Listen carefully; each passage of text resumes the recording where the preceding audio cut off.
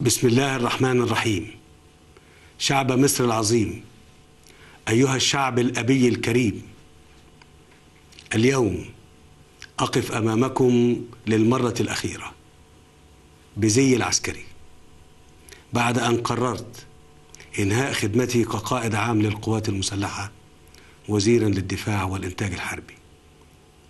أنا قضيت عمري كله جندي في خدمة الوطن وفي تطلعاته وآماله، وسأستمر إن شاء الله. اللحظة دي لحظة مهمة جدا بالنسبة لي. أول مرة لبست فيها الزي العسكري كان سنة 1970. كنت طالب في الثانوية الجوية عمره 15 سنة، يعني من حوالي 45 سنة، وأنا بتشرف بارتداء هذا الزي للدفاع عن الوطن. والنهاردة أنا بترك هذا الزي أيضا من أجل الدفاع عن الوطن.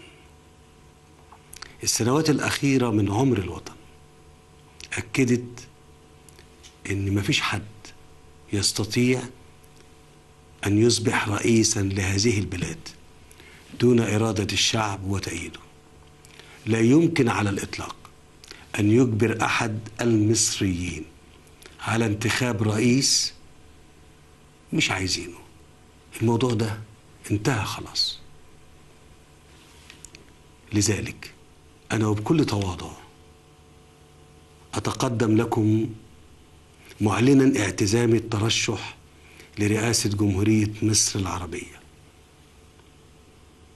تأييدكم هو اللي هيمنحني هذا الشرف العظيم.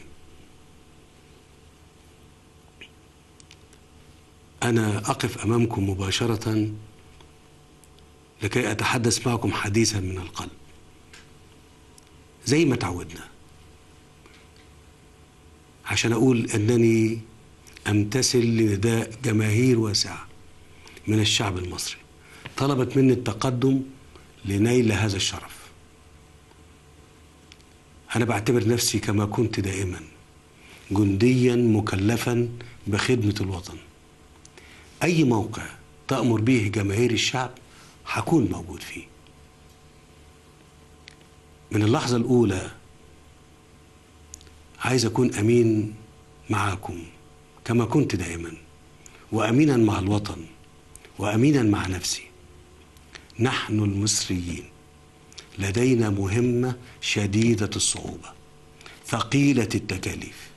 الحقائق الاقتصادية والاجتماعية والسياسية والأمنية في مصر،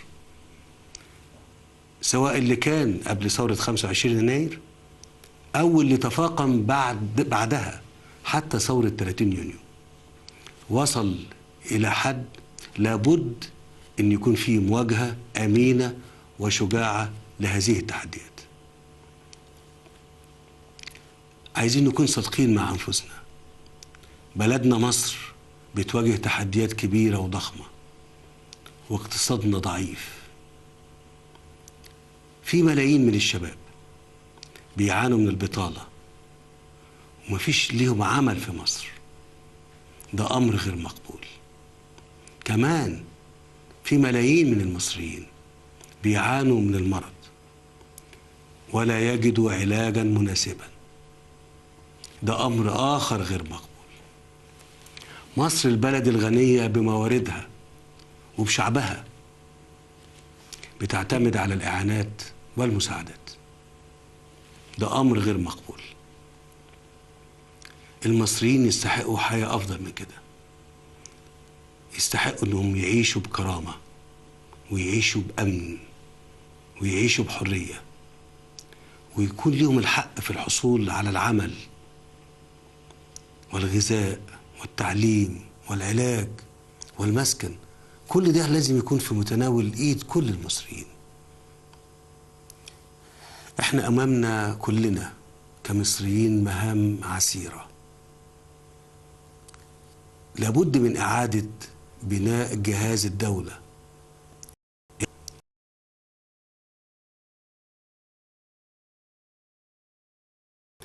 القضية دي لابد ان نواجهها بكثرة. هذا الجهاز يصبح واحدة. عجلة الإنتاج يجب أن تعود إلى الدوران في كافة قطاعات الدولة بكل قوة، ده لإنقاذ الوطن من مخاطر حقيقية بيمر بيها. لابد من إعادة ملامح الدولة وهبتها، أصابها الكثير خلال الفترة الماضية. مهمتنا استعادة مصر وبنائها، مهمتنا استعادة مصر وبنائها. ما شهدناه خلال السنوات الأخيرة سواء على الساحة السياسية أو الإعلامية داخليا أو خارجيا جعلت من هذا الوطن في بعض الأحيان أرض مستباحة للبعض. آن الأوان أن يتوقف هذا الاستهتار وهذا العبث. هذا بلد له احترامه وله هيبته، هذا بلد له احترامه وله هيبته، ويجب أن يعلم الجميع إن دي لحظة فارقة. الاستهتار في حق مصر مغامرة لها عواقب ولها حساب. مصر ليست ملعبا لطرف داخلي أو إقليمي أو دولي، ولن تكون.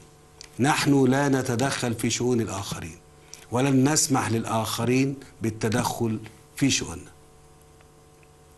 أنا بعتقد أن إنجاز برنامج خريطة المستقبل اللي وضعتها القوى الوطنية الأصيلة كان المهمة العاجلة أمامنا، وعلى طريق تنفيذ هذه المهمة نجحنا بحمد الله في وضع الدستور. ونحن الآن نتخذ الخطوة الثانية بإجراء الانتخابات الرئاسية التي يعقبها الانتخابات البرلمانية بإذن الله. عايز أؤكد أن اعتزام الترشح لا يصح ولا يجوز أن يحجب حق الغير، وواجبه إذا رأى لديه أهلية التقدم للمسؤولية.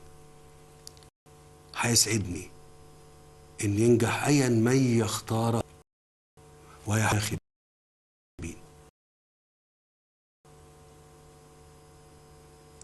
أنا بدعو شركاء الوطن أن يدركوا أننا جميعا أبناء مصر، نمضي في قارب واحد، نرجو له أن يرسو على شاطئ النجاة. لن يكون لنا حسابات شخصية نصفيها أو صراعات مرحلية نمضي وراءها. نحن نريد الوطن لكل أبنائه دون إقصاء أو استثناء أو تفرقة. نمد أيدينا للجميع في الداخل وفي الخارج، معلنين أن أي مصري أو مصرية لم تتم إدانته بالقانون، القانون الذي نخضع له جميعا هو شريك فاعل في المستقبل بلا حدود وبلا قيود. رغم كل الصعاب التي يمر بها الوطن، أنا بقف أمامكم وليس بي ذرة يأس أو شك، بل كلي أمل في الله وفي إرادتكم القوية لتغيير مصر إلى الأفضل والدفع بها إلى مكانها الذي تستحق بين الأمم المتقدمة. حققتم بإرادة القوى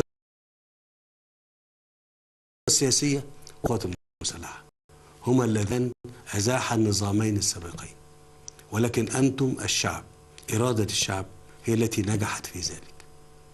الإرادة المصرية عظيمة، نحن نعرفها وشهدناها، ولكن يجب علينا أن ندرك أنه سوف يكون محتم علينا أن نبذل جميعا أقصى الجهد لتجاوز الصعوبات التي تواجهنا في المستقبل. صناعة المستقبل هي عمل مشترك. صناعة المستقبل هي عمل مشترك، هي عقد بين الحاكم وبين شعبه. الحاكم مسؤول عن دوره وملتزم به أمام الله وأمام شعبه. كل الأمانة، كل الإخلاص، كل الشرف، كل الوطنية لكن كمان الشعب أيضا عليه التزامات من العمل والجهد والصبر. لن ينجح الحاكم بمفرده، بل سينجح بشعبه وبالعمل المشترك معه. الشعب المصري كله يعلم أنه من الممكن تحقيق انتصارات كبيرة لأنه حققها من قبل، ولكن إرادتنا ورغبتنا في الانتصار لابد أن تقترن بالعمل الجاد. القدرات والموهبة التي يتمتع بها الشعب المصري منذ 7000 سنة يجب أن تتحالف مع العمل الجاد. العمل الجاد والمخلص من أجل الوطن هو السمة المميزة للدول الناجحة، الدول المتقدمة.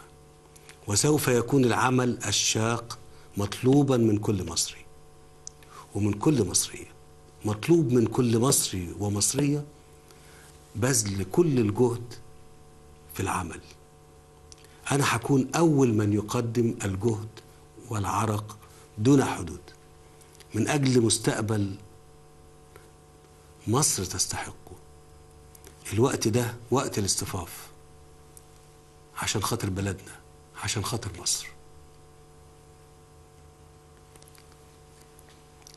أنا عايز أصارحكم والظروف كما ترون وتقدرون. أنا لن يكون لدي حملة انتخابية بالصورة التقليدية، لكن بالتأكيد وده من حقكم أن تعرفوا شكل المستقبل كما أتصوره. شكل المستقبل زي ما أنا شايفه، وده هيكون من خلال برنامج انتخابي ورؤية واضحة تسعى وتهدف لقيام دولة مصرية ديمقراطية حديثة. الرؤية والبرنامج هيتم طرحهم بمجرد سماح اللجنة العليا للانتخابات بذلك. لكن اسمحوا لي ان ده يتم بدون إسراف، ويتم بدون إنفاق، بدون إسراف في الإنفاق، وبدون إسراف في الممارسات. أنا شايف إن ده مش ملائم للظروف الحالية. نحن مهددون من الإرهابيين من قبل أطراف تسعى لتدمير حياتنا، تدمير سلامنا، تدمير أمننا. صحيح النهاردة آخر يوم ليا بالزي العسكري، لكنني سأظل أحارب كل يوم من أجل مصر الخالية من الخوف، من أجل مصر الخالية من الفزع والإرهاب. مش مصر بس، بل المنطقة بأكملها إن شاء الله. أنا قلت قبل كده وبكررها، نموت أحسن ولا يروع المصريين. اسمحوا لي أن أنا أتحدث معكم عن الأمل. والأمل هو نتاج العمل الجاد. الأمل هو الأمان، هو الاستقرار، الحلم. الأمل هو الحلم بأن نقود مصر لتكون في مقدمة الدول وتعود لعهدها قوية قادرة مؤثرة تعلم العالم كما علمته من قبل. أنا لا أستطيع أن أقدم المعجزات، بل أقدم العمل الشاق والجهد وإنكار الذات وبلا حدود. إذا ما أتيح لي شرف القيادة، أنا أعدكم بأننا نستطيع معا شعبا وقيادة أن نحقق لمصر الاستقرار والأمان والأمل. نستطيع معا شعبا وقيادة أن نحقق لمصر الاستقرار والأمان والأمل بإذن الله. حفظ الله مصر وحفظ شعبها العظيم. والسلام عليكم ورحمة الله وبركاته.